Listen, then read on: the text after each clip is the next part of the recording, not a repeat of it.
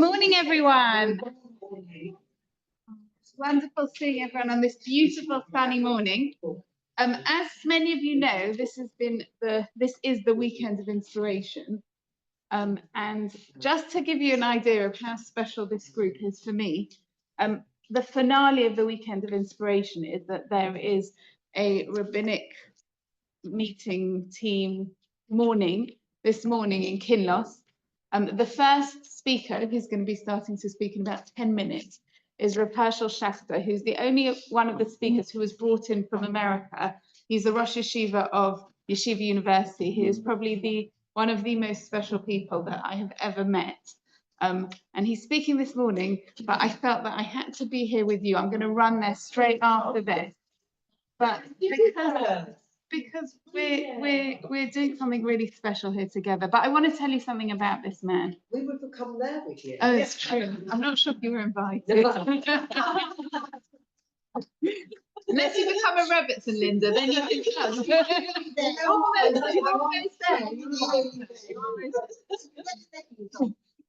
Just say the black top and you'll be fine. But I want to tell you about. I have shared this maybe somewhere before. I don't think it was in this group, but I might have done. But I want to show you something about Rebbetzen Jacqueline. So last year on the Monday morning following this weekend of inspiration, I was sitting in the row behind Rav Jacqueline. He'd just given a really complex share. To be honest, I couldn't follow most of it, but just to see someone who lives and breathes Torah to that level is unbelievable and has such strong convictions. They had something actually on Thursday with him with the rabbis, and Elchanan told me afterwards the amount of times he said "I don't know" in the hour and a half as people were asking him questions is probably more than like you or I would say, or Elchanan said than he would say in like a few years, because he is so humble. And if he doesn't know or doesn't have conviction about something, he's not just going to tell you an answer. So people were asking him questions, and he said, "I don't know." And he's all right with that. But what was really amazing to see was the person who spoke after him on that Monday morning. Unfortunately, there had been an attack and a lot of soldiers had lost their lives this time last year. And the person who was speaking knew a few of the soldiers. So he shared, and many of us hadn't seen the news yet, that unfortunately he's just seen that some of the soldiers had lost their lives. And when you hear something like that, it affects all of us and we all feel sad. And I looked at Rav Jacqueline and he was sobbing as if it was his own son. And that to me is how you see greatness. When you see people that carry our people on their shoulders, it is really inspirational. So I wanted to come here because I think one of the best ways to solidify inspiration is to be able to talk about it. And I know that some of you were with us at various parts of the weekend. I didn't get to hear the speakers on Sunday morning, but I understand that they were unbelievable. Those of you were unbelievable. Yeah. And like the stories of faith. So unfortunately, I couldn't be in 3 places at once. I tried to be in 2 places at once and didn't manage that either. But either way, it really is unbelievable, isn't it? But I don't think so. Do you know, David? I don't think it was. I was taking the videos. Okay. Yeah, it is a shame. I'm not sure how it works in terms of recording, but yeah, I definitely think next year as well, if you have the opportunity, and I know some of the shuls have like a full day of speakers that you can go to. It really is unbelievable. But those of you who did hear from Jen over Shabbos, and I got to spend some extra time with her. What an amazing woman. So one of the things when she came back at Suda at the end, and I know some people were here and some people weren't, so I'm repeating for some of us, but when she came back for Suda at the end, one of the questions that I wanted to understand was about her faith. And what she said, which was so beautiful, was that her faith didn't happen on the day that her son was killed. Like that wasn't when she suddenly started talking to God. She said, God and I, we just had a conversation. I was always talking to God. She described her son Binyamin. He was thrown out of 7 schools, I think, while he was growing up. He sounded like a real handful. She said like it was just impossible to parent him. If you told him no, he'd go anyway. He was that child. So I can imagine when you have a child like that, what are you going to do? You talk to God. That's the path she found. this pathway of speaking to God.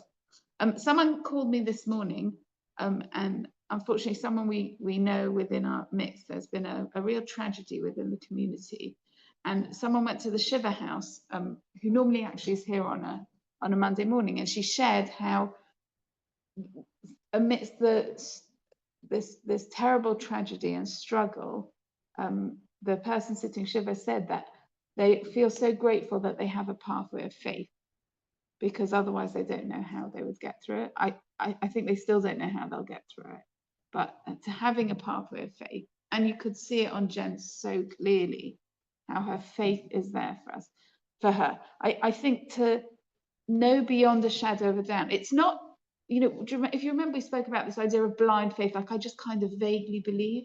She doesn't have that. She has a knowledge beyond a shadow of a doubt that her son was meant to meet his maker on the day that he died. That is her, like she lives that with every fiber of her being. There's no question for her. She knows that. And therefore she's able to look at everything surrounding that, like she said, as a kindness. Right, the way that he killed, the fact that they got his body back, the fact that he was doing what he cared about, the fact that none of his friends got, like everything, she can just look as chesed, as kindness from God, because she believes so strongly. She knows, it's not even belief, it's beyond, it's a knowledge so strongly that this was the day that he was meant to die, and he got to die with a smile on his face. And all those little signs for her are ways of seeing God's love, even through the hardest things that she's gone through. So I think those messages again of hearing of faith, and we've been having some conversations, even on Shabbat, I was speaking to someone about how, so this is someone who's deeply religious, has worked on this her whole life. She spoke about, as many of you heard, that she'd been learning a book about faith and trust in God. That was kind of what the soldiers' mothers did to support each other. So she had like that ammunition. She had that resource. She had what she needed to be able to rely on, to bank into her faith. But then we see the people who didn't learn Shal HaBitachon, that they're not talking about God all the time, but yet when they were in the most challenging times, they found their faith. And it goes back to that idea of there's no atheists in a foxhole. And I think that what we're doing here on a Monday morning, the reason that this is so special for me, and there will be a Monday, I've got a conference in June in Strasbourg. I won't be here, but if we can be here together, this is what we're doing. I need this. So someone was asking me yesterday, well, surely if you're religious, then you would just have that faith. But I look at people, I don't just have that faith. It's something I need to work on. It's not to do with religious or not. It's hard. It's a muscle, right? It's something we need to strengthen. And that's why this is so magical, because that's what we're doing. We're strengthening those muscles. I wanted today's learning, as it is always, but really today, I did check the news just before. I actually checked Johnny Daniels, because that's how I check the news. But just before this morning, because he's coming this week, actually, I was more looking what he's been talking about, and I didn't realize that they're talking again about releasing a hostage. Please God, Eden and Alexander should come home today. Please God. And please God, it should be the beginning of the end of them all coming home. It's enough. Right, Hashem, it's enough. We can't anymore. We need them all home. Their families need them all home. We need Elkanah to come home. There's another video, horrendous video released of him this week. I can't even watch the videos. I just see that there was a video. I don't want to see what the video said. But his little boy's waiting for his Abba. We need them all to be released.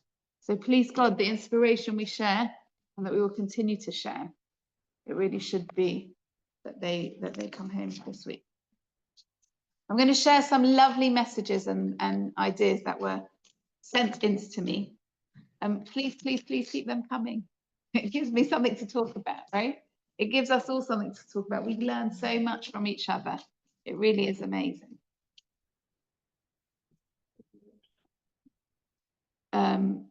So this was, thanks so much for this morning. It was really meaningful, and I did not expect you to read the whole email. This was the amazing ripples email that the person who wrote it needs to realize how amazing they are. I hope it wasn't too long. No, it wasn't. It was amazing. I know you already said that this to you, but I can't stop thinking about this since I left Shul.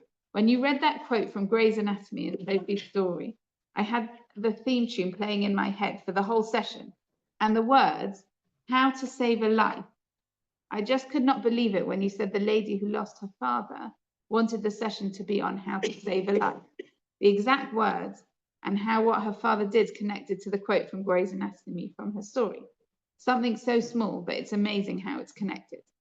Sometimes we can't control how things end, but just maybe we get to choose what we leave behind. That was the quote that I said that was inspired from Grey's Anatomy. And the lyrics from Grey's Anatomy are, "Where did I go wrong? I lost a friend somewhere along in the bitterness, and I would have stayed up with you all night had I known how to save a life, how to save a life, how to save a life." So if you come into my office, I have a mug on my desk that says, ask something along the lines of, ask me anything. I've seen Grey's Anatomy. I'm almost a surgeon, or something along those lines. I am a big Grey's Anatomy fan. So anything from there. But the fact that, again, do you remember when we learned about Ashayat Sarah, about the prayer of Ashayat Sarah, and then that was the thing that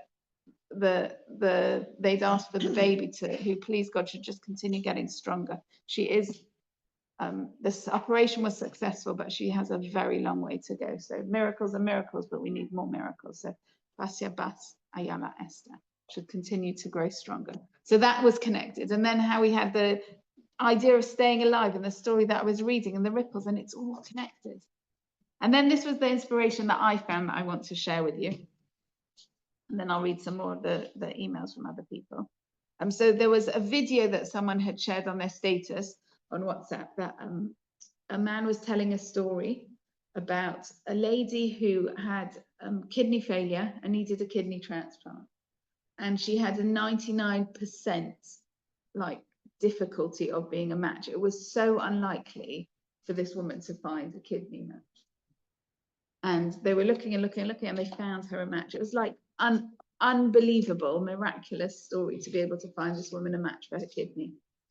And they said to her, what merit did you have? What have you done in your life to be able to, there must be something. This is like an unheard of, a remarkable thing that you would find a kidney. And she said, well, it's nothing that I did, but my grandmother had been in the concentration camps. And when she was in the camp, she met one of the guards, came from the same village as she did in Poland. And he was a bit nice to her. He started talking to her and he connected with her, and the fact that he came from the same village, unheard of, but he was being kind to her. And he said he would give her a special pass that would allow her to freely walk around the camps, which again, unheard of. So she had a bit of Jewish chutzpah. And she said, thank you very much, but please could I also have one for my parents? So instead of giving her one pass, this man gave her 3 passes to walk around the camps. Unbelievable. So she came back to the barracks and people heard that she had this pass. And someone came to her and they said, the Bob of a Rebbe, which was one of the great Hasidic Rebbes of the time, he's in this camp and he really needs a pass. Will you go and ask for another pass? And she said, no. She's like, the fact that, he'll kill me. The fact that he gave them to me and then I asked for more, I can't go and ask for another one. But she was really good at art. She was very artistic, and she made an exact replica of this pass. She forged it exactly. She copied this pass and gave it to the Baba Rebbe. So this lady who had the kidney, she said, maybe it was in that merit that my grandma saved the Baba Rebbe's life. That's the merit that I got to get this kidney. Amazing. Wait. They asked the donor. I like how chill. They asked the donor, what merit do you have in your life that you've got to do this amazing mitzvah, that you've got to be the person to give this kidney? My grandfather was the Baba Rebbe. She saved his life, he saved her. And then I love how things come together when a good plan comes together.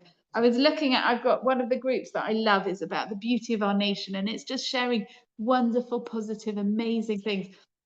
In fact, yesterday they showed a video clip of Agam Berger, who we are inspired so much by. She went to visit a religious high school in New York, and you can see all the girls coming out with flags and singing and cheering, and she's walking in with her mother. It's just amazing. Like we said, please God, they should all come here.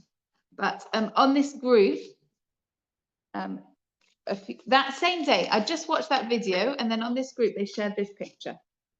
Okay, so a picture of a unit, and this is what it says. Okay, what's amazing, this is their 6th round of reserve duty.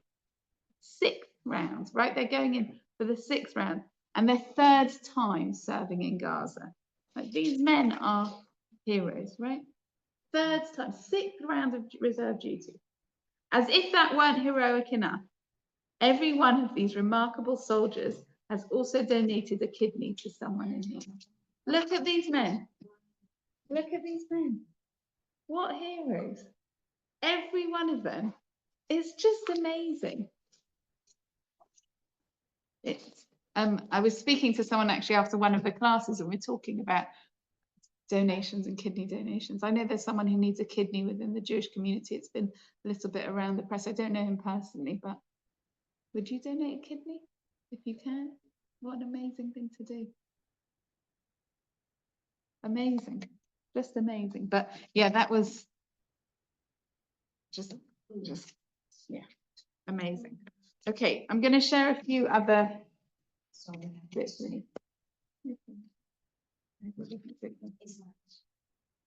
Okay.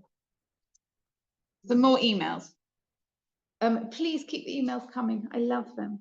And actually, Rachel has an idea. Maybe we'll compile a book with what everyone sent in at one point, because once we've been doing this for a while, like, it's just so inspiring to read people's stories and see their pictures. And we shared the pictures from Japan last week, and we'll just keep sharing these amazing things that fill us all up. Dear Jacqueline, after much thought, I have decided not to detail the many acts of kindness that my mother did quietly and without a fuss. I know she would not have liked me to do this. Suffice it to say that Tikkun Olam was an integral part of who she was and the way she lived her life. As a child, sometimes you don't realize or appreciate this until much later on. For me, it was something she said, it was something someone said at her shiva that made me realize how special this was. Her Tikkun Olam was just the way we did things in our family. We imbibed this as children. It is her legacy and has made the 3 of us who we are today. Hopefully, this legacy will pass down the generations, remembering my mother, Nechama Rosa Bas Mordechai, Emma Levy, so modest and so kind. Last week's share on faith made me reflect on this. Thank you. So beautiful.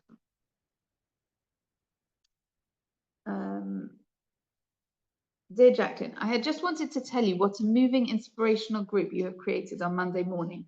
I look forward to every Monday morning, and when everyone is walking out, the incredible positive comments.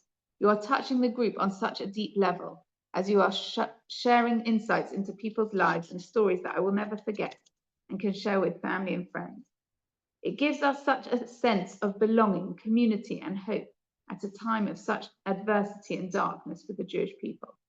To actually hear the stories emerging of the hostages and that they can find faith again amongst pure evil.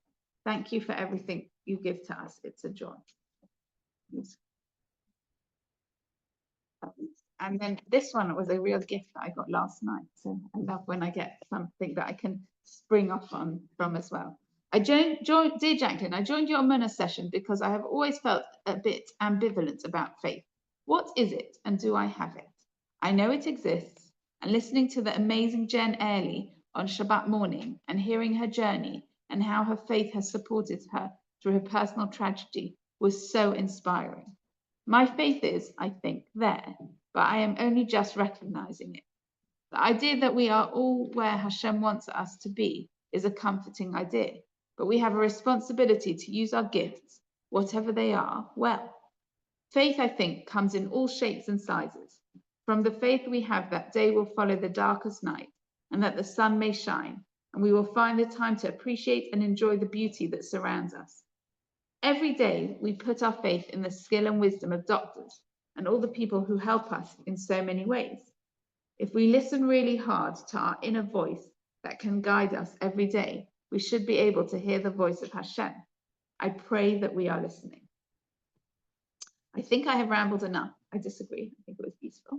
And I'm not sure that what I have written is coherent. It definitely is beautiful, but thank you for all the help and support you give us. The hour is a very important one to me.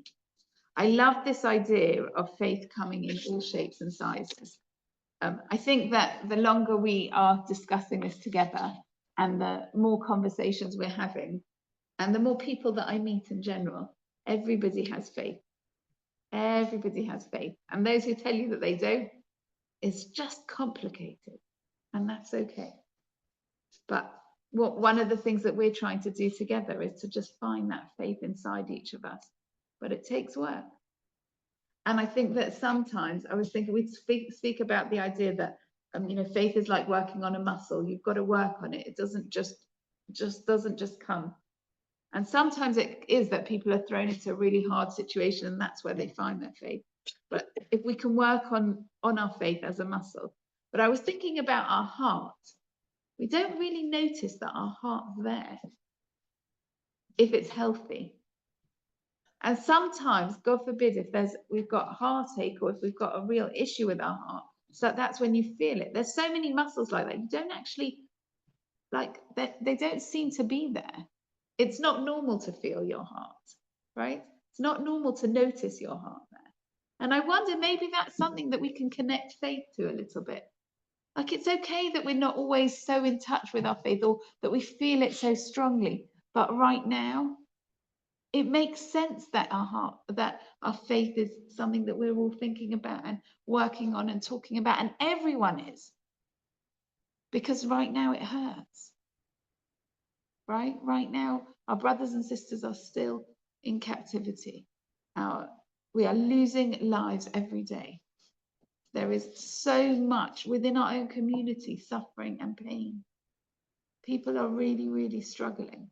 So it makes sense that faith now is niggling us. There's something that we're talking to and addressing and thinking about.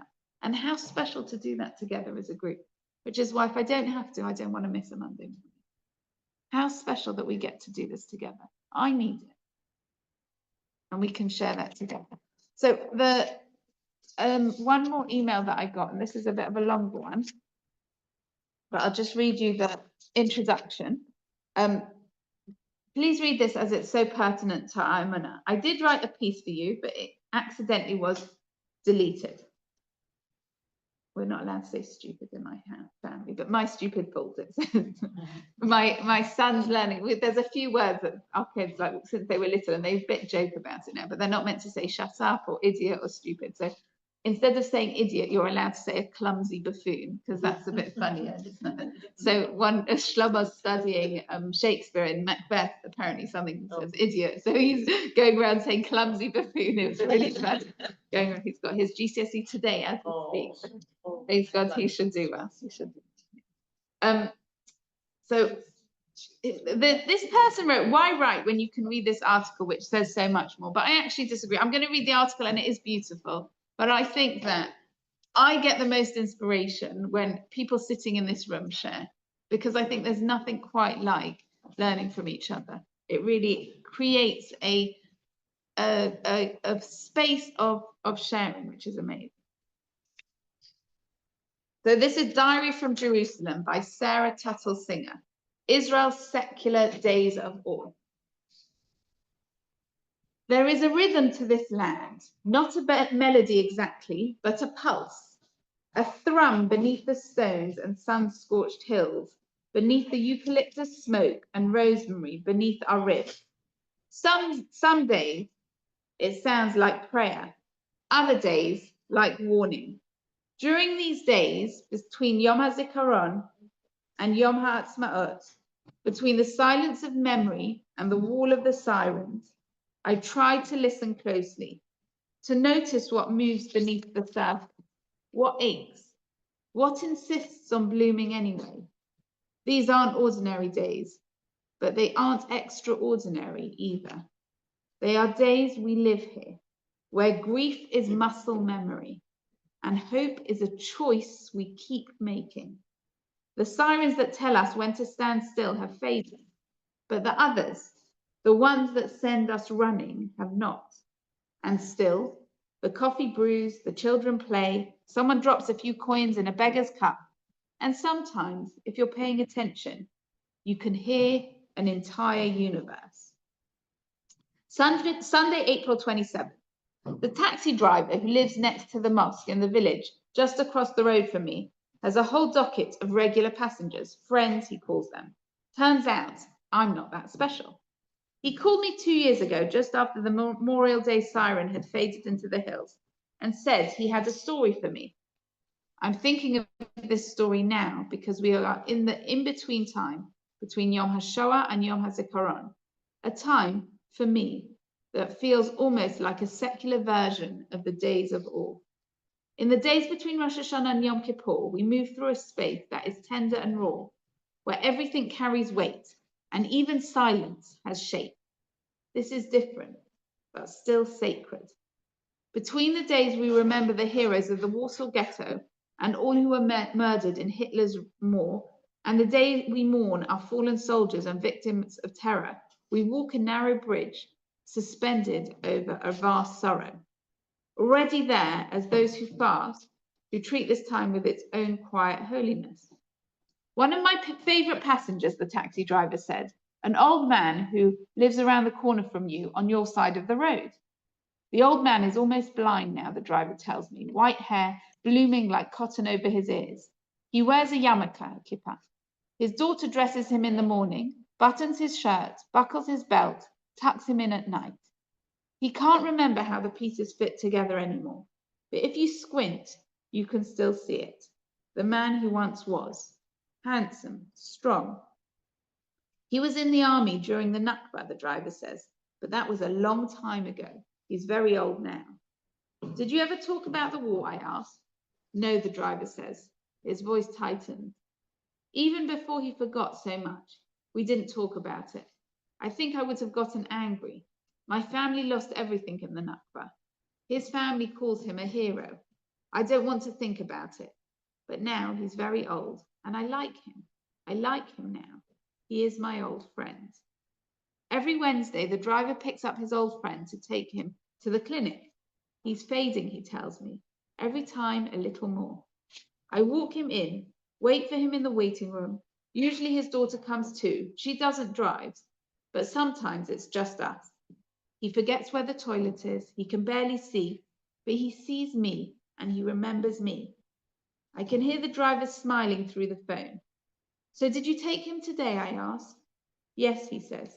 Come on, that's why I called you. Today it was just the two of us. His daughter couldn't come. We went to the clinic and afterwards we got into the car and I looked at the clock and realized we'd still be on the road at 11 when the Memorial Day siren would sound. And I felt this pain here. I can hear him tap his chest through the line and I didn't know what to do. I usually try not to be driving then. I don't want to have to pull over. I don't want to stand, but I don't want to refuse to stand either. I'm sorry, but I must speak the truth. I don't hate Israel, but I don't mourn on Memorial Day. Holocaust Day is different. I stand for that. But Memorial Day? He lets the words trail away. It's not my Memorial Day. Still, it stirs up old ghosts. 2 of my cousins died in the Second Intifada. My grandfather lost an eye in the Nakba. It's not my Memorial Day, but I remember. So what did you do, I asked. I didn't decide until the last second, he says. The siren went off. My hands were shaking on the wheel. I wanted to keep driving. But I looked back and I saw him. He heard it too. And something clear, something fierce lit up in his eyes. He tapped the window. I tried not to notice. But then he started banging, soft at first, then harder. And I thought about my grandfather. And I hoped he would forgive me. I pulled over. I got out, opened the door, helped my old friend out of the back seat. He could barely stand. He shook like a branch in a hard wind. So I put my arm across his shoulders, steadying him, and we stood there, side by side, with maybe 10, 12 other people, all of us still as trees, rooted to the side of the road. My old friend was trembling. Tears were falling down his face. I felt sad for him, sad for everything, but I stood. We stood. He falls quiet for a moment. My grandfather planted fruit trees here before the Nakba, he says softly. I don't know if they're still standing or where they were, but he also planted other seeds. I am one of them. Today I stood like a tree for my old friend to lean on. Maybe we are all trees, really, living, breathing, rooted by the side of the road. Me, my old friend, the others, still here, still standing.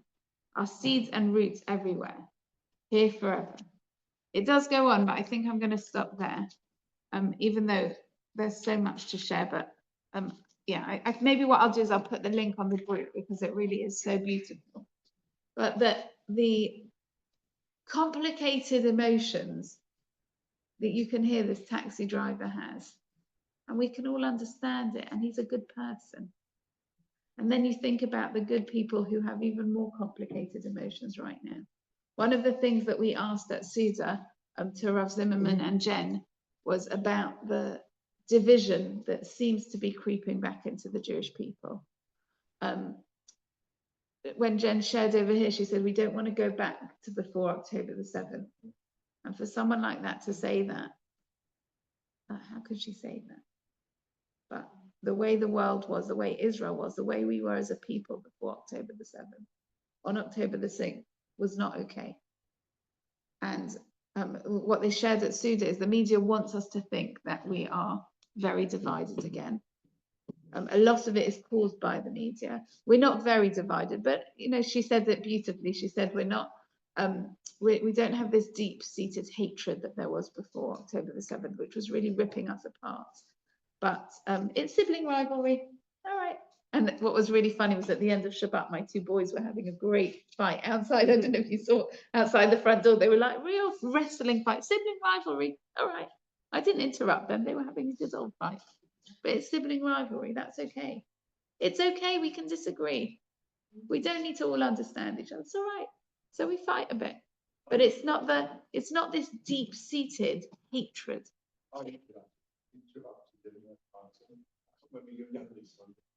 Yaakov. Yaakov. Yaakov. Stop it, please. Pick on someone your own.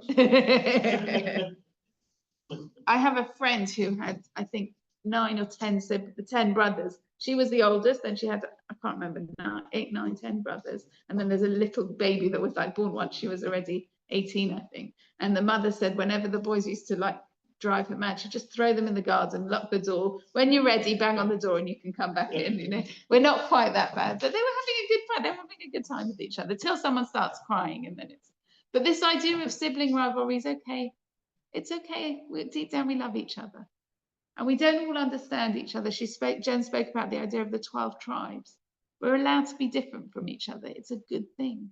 We're meant to be different from each other, but we have to love each other. And that really is the power that we have. That's our superpower. And so many of the hostages that have returned have shared how happy Hamas are when they see that we're fighting. It fuels them. They celebrate when they see that we're fighting. And it's so difficult right now with the politics and the politicians, and I'm not interested in any of that. It's just like, what can we do about that? We can't. But what we can do is our superpower is our unity. We can reach out to more people. We can connect with more people. We can be there for each other. That's our superpower. So I wanted just to share a few more, I guess, thoughts. Last time I didn't have a lot of time to share about Eli Sharabi, and it is now a week later, and we've heard lots of other things. So it's not as fresh in our minds as when we heard from him last time. But it did really feel like we were in the presence of such greatness. Nobody knows why Hashem chose the people that he did to put them through the things that they were put through. for each of us on our own, like we don't know, why did God give me the challenges he gave me and the opportunities he gave? We don't know. But when you see someone who's gone through what he's gone through and come out to what, you know, that the torture, what they did at the end to him, like it wasn't enough what they did while he was in captivity to, you know, get him to say that he was excited to see his wife and his children. It's beyond monsters. I don't even know, but that he's finding a purpose to get out of bed in the morning, and more than that, he's finding a purpose to really try to inspire all of us is an amazing thing, a really amazing thing. So one of the things he shared, and again, some of these might be things that a few of us know, or some people were there, but one of the things that he shared was really in his mind, obviously, his determination to survive was really, he wanted to survive to see his family. But one of the things he spoke about is the fact that when they took him, he told them that his wife and daughters were British, so he thought that was their plan. He would get kidnapped. He knew that was okay. He was going to sacrifice himself, and his wife and daughters, like that's what they told Hamas. They're British. Like they're not going to do anything to them. They're British, right? Wrong. But the last words, as he said, as he was being taken away from them, he said, "I'll be back." And this idea of you never know. And it's not in a morbid way, but you never know when your words are going to be their last. But you also never know what the words you say, what impact they can have. And I think that to just remind ourselves, you know, he didn't say anything wrong. You know, that message of hope to them, I'm going to be back, I'm coming back. You know, don't worry, bubblers, I'll be back kind of thing. But he wishes he could have said, I love you. That, you know, when we have a phone call with someone that we love, just tell them I love you every time. It's okay. You know, I think sometimes some of my kids' friends I can hear, especially my boys, I can hear them kind of laughing in the background. I love you, mummy. Good. I love you. Like, let's say those words and mean it. It's really like that. To me, that was such a strong message. Say, yeah. You never, at night, never go to sleep on an argument. Always finish it there and then. Yeah. And in the morning, if you're going to work, always say goodbye. Yeah. Because you never know. You never know. So otherwise it'll be regret. Yeah, and you know, I'm sure I'm not the only. You know, I have regrets. I'm sure people do it, and guilt. That's a very Jewish thing, right? We all have.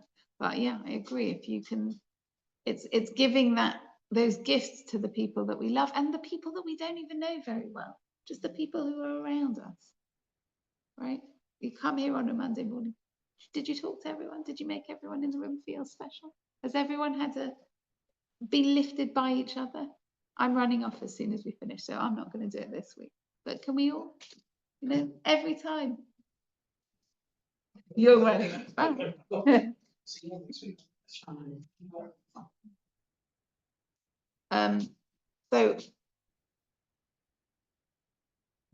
So Ellie shared that on Friday night they would say the blessing for the bread, right? They spoke about the idea of how they were beaten and treated terribly, but the starvation was just all-consuming. He said he could cope with the fact that they broke his ribs, like, you know, but he could cope with that. But the starvation, and it really, like, it resonates with what we hear from Holocaust survivors, the fact that they became so obsessed with how to get food. And on Friday nights, that they would say that all they had was pita bread, but that was what they would say, their special blessing on the bread. And they asked to have more on the Friday night, and they actually got that. But he also spoke about, because we're talking about this idea of unity, he spoke about how they, when they would go to the toilet in the middle of the night, the guards would try to give someone like some extra food because they wanted to set them up against each other. Like, they really like playing these like torture mind games. So, you know, if you come to the toilet, I'll give you a bit of pita bread, but not to the others. and they all decided they're not going to take it because they don't want to do anything that will break their bonds. And I think for me, I'm sure you'll agree that one of the most heartbreaking thing is the fact that these people that he's so connected to now, because they spent so long together, are still there. Like his brothers, he needs them out. We all need them out. But that again, that idea, like I described of Herschel Schachter, but this is someone who really, that incredible bonds of connection, really, really unbelievable. Right, and that's what I said before, was this idea of don't fight with them. They want us to fight. They want us to fight with each other. That's why they were giving one person a pitta. They wanted, you know, that oh, you got, it's not fair. I got, they want it. That's what they want. They want us to fight with each other. And it's not something that's like a modern new thing of an understanding of the Jewish people's superpower. You know, if you go back to Bilam and when he cursed the Jewish people, we tried to curse the Jewish people, he couldn't. And he spoke about Matovu Alecha, right? What we sing in when we come to Shul, this idea of that, how wonderful it is that we're all bonded and connected. And he tried to curse the Jewish people, and he failed, and he failed, and he failed, and he failed. And then eventually he gave the king, Balak, he gave him some advice. He said, get them to sin, get them to fight, get them to do things that rip them apart. Then anyone can defeat them. When the Jewish people are connected, nobody can defeat us. And when we are fractured and apart and fighting, that's how on October the 7th can happen. Because when we hate each other, then they know that's our weakness. So again, the incredible messages, and I shared last time about with Hirsch that they only were together for 3 days. Right, we speak about this idea, you never know what the last thing you say to someone is. But the 3 days, I've been walking around with that this week. You never know. If you just have 3 days with someone, what impact you can have. You just happen to walk past someone. You have one conversation here in Shul at Kiddush for a minute. That might be your only interaction ever. You don't know what that person's going through. You don't know how you could lift that person. David. One thing I always think, especially when I go to a funeral, I think we could end up literally the person next to us. We don't know who that's going to be. We could be next to that person for eternity. So if we've met that person in our life, we were nice to them. That's a 100%. I love that. Yeah, could be on it. And also up in heaven, you don't know who you're going to be sitting next to up there, who your souls are intrinsically connected to, right? And how amazing if you have that opportunity to connect in this world. But everyone we come in contact with, we have that ability to give that, our soul can connect with their soul. We are all part of one. We are all family. So we can really do that. So just to end with this past, sorry, David, go on. Yeah, go on. My head. Please. When you see a forest of trees, ask a child to draw trees. But if you ask like a botanist or somebody who knows, they'll put the line halfway up the paper, and they'll put all the trees there, and then underneath they'll put all the roots of all the trees, and how they're all connected, and they all kind of even communicate with each other, feed on each other. That's another kind of thing. Jewish people, We all seem, from the top, we seem like we're all separate, going along our own busy lives, but actually we've got amazing opportunities to feed each other and give to each other and gain from each other. That's what we're doing here. We're learning so much from each other. It's unbelievable. So I assume some of you know that Emily Zamari was here over the weekend. It's a really sweet rabbi, the rabbi in Highgate, Rabbi Liss. His wife was telling me that he's an Arsenal supporter, but he said it's the only time in his life that he was praying that Spurs would win, so that she would, because otherwise I think they were going to play on Saturday. So she was coming to the Shul. They didn't want that she would go straight from Shul to the Spurs match. So they end up playing on Sunday. So it's like for an Arsenal fan to pray that Tottenham are going to win. But so Emily was there with the community on Shabbos.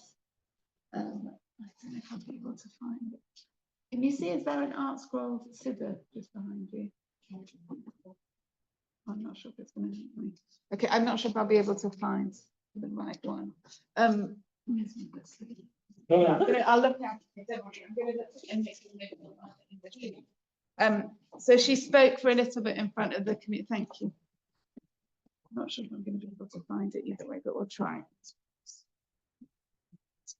So she spoke very briefly in front of the community then, and Highgate really did. They had a chair for her, and they were waiting. Like Shuli List, the Rebbetzen, told me that, you know, to see Emily sit in her seat.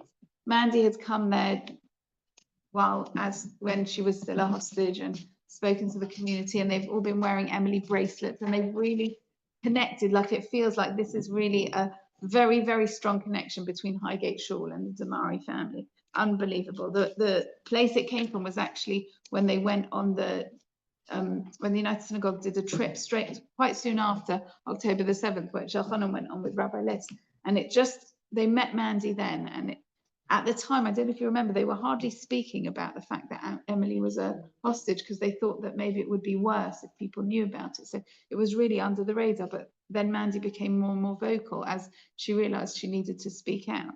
But to have, Shirley said that Mandy was speaking and saying just how grateful she was. And she started to cry.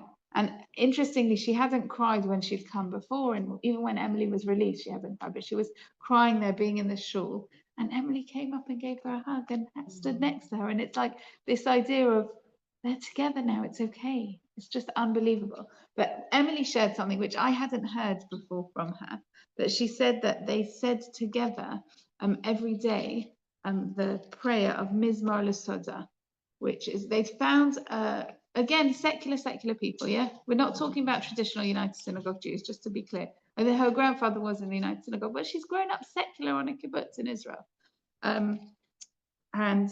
So they every day they would say, sometimes multiple times a day, Mizmor L'Soda, which I would love to find, but I'm not sure where it is. Okay, I should have looked that up beforehand. Just give me 1 second, I'll see if I can find it. If not, well.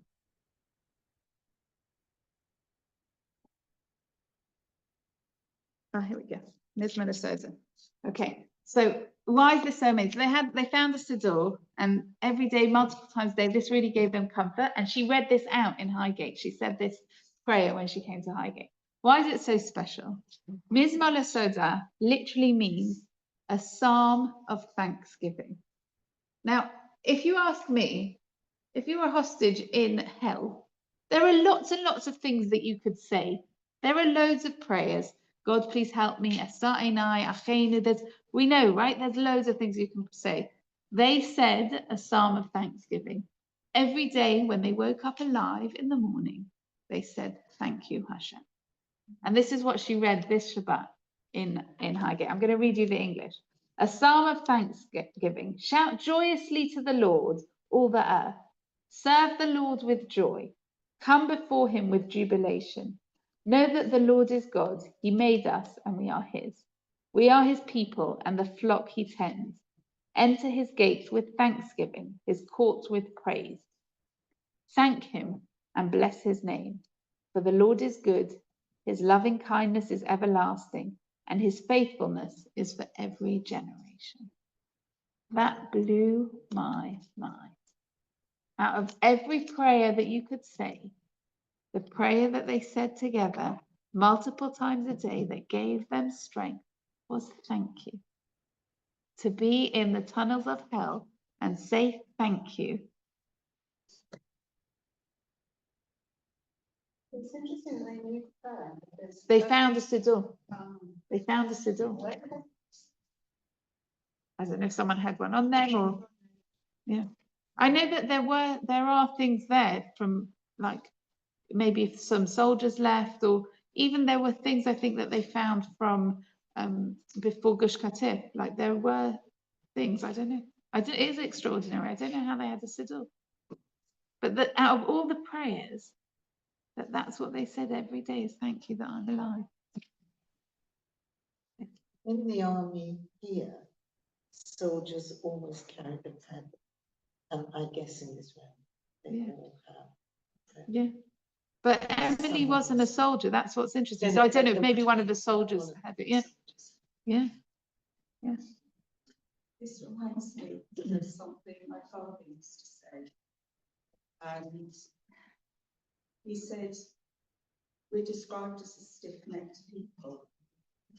And that's one of the reasons we were chosen by Hashem, because we needed Torah. And it makes me think they were just the more, I mean, we always feel that when we have challenges, particularly people are trying to separate us and destroy us, that some of us are more vocal about being Jewish and more stiff-necked. And I think maybe there could have been an element of that. Yeah. That That's the more that they defiant. tried to hurt them and destroy them, the more they were determined to show their faith. Yeah. And I think that's really what we've seen from the hostages. The more that they tried to oppress them, the more they tapped into their faith and strengthened their faith. And even like with Keith Siegel, that's all he wanted for the Friday night. Do you remember we shared? He just wanted a kippah and a cup to make Kiddush. From someone who'd never made Kiddush in their life. To a lot of people, Yeah. since. I mean, a lot of non-religious or semi-religious or not quite sure how religious they are people Yeah. have gone to Shul more or stood together more because you just feel, not sure why you feel, you've just got to be with your own people and support. So I think from the hostages, but I think just from us. We've seen it in our community, Yeah, for in sure. that time. For sure. And people who would have kept their Magen David under their shirt. Yeah. And Yeah. they don't No, do that now. yeah. They're out. Be loud Yeah. and proud. Yeah. And my grandson, who has one, said, I make sure, he's at university in Liverpool, I make sure it's on shape. Really. Yeah. Amazing. Yeah. And how terrible that it takes a tragedy, Yeah. but that's part of why Jen doesn't want to go back to October the 6th. Look what our people have done. Look how we've become. Someone shared, I'm going to try and leave the details quite vague, but someone shared with Jen actually, and I was near them, about how before October the 7th, they never quite understood why Hashem had kind of given them their lot in life. That they thought their life would look very, very different than it does now. But because they don't have a family, they don't have something that kind of tie them down here, after October the 7th, they have literally picked up their life and they're doing missions to Israel and anti-Semitism marches. And suddenly, it's for the first time, they said they realized this is what Hashem decided. This is what they want me to be doing. And it's terrible that we have to go through pain. It would be wonderful. And I think that's when we talk about Mashiach, that's what we're talking about, is that we will be in a world where you won't need suffering to be proud to be a Jew, and you won't need to go through difficult things to be inspired. It's just going to be easy to access. And we're all going to be living with this inspiration from good things, not from the challenges. But again and again and again through our history, that's what we've seen. We don't know. We don't learn, do we? You think about how assimilated German Jewry was. And then what happened through the Holocaust, actually, you know, Israel and the amount of learning and the amount of people who are connected to Torah and the amount of, it's just changed. So much was destroyed as well. But unfortunately, when we go through challenges, that brings us stronger. And what both our speakers spoke about yesterday is we are living in messianic times. Just hold on. It's hard. This is the end. This is the bumpy, horrible part at the end. But we need to hold on because we're getting there. Please God.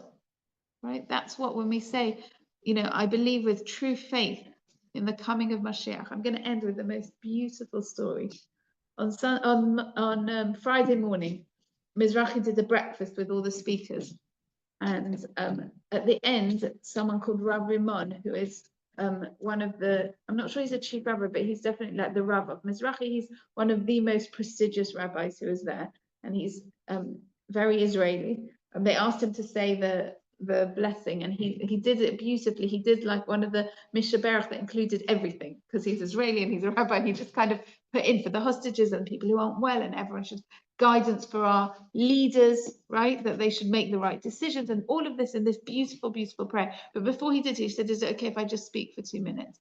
And this is a man who is not just for the last 2 years, but for the last, I don't know, 13, 14 years, he has saved it with all the families of all bereaved families, so 400 people. Jen said that they were with him this year. He carries the Jewish people on his shoulder. He's getting messages day and night from soldiers asking inspirational questions that you could not imagine. They're in the most difficult time. Oh, he shared that this wasn't the, I'll share one more thing, but they were in, I think kibbutz, not near Oz, a different one, I can't remember. Straight after October 7th, finally like securing this kibbutz. But 3 days and nights they hadn't eaten or drunk anything. And they sent him a text message and they wanted to know, are we allowed to drink from the taps? Are we allowed to drink from the tap? Why? Because it's stealing. These holy soldiers want to check, am I allowed to take a drink? This is someone's house. Can I take some water from their house that's just been destroyed, that I've just risked my life to save? Am I allowed to have a drink of water? That was one of the examples. But this one really, he read out to us just a day or two ago. He got a text message from 9-year-old Michal. His father had been killed in Gaza. And Michal wanted to know,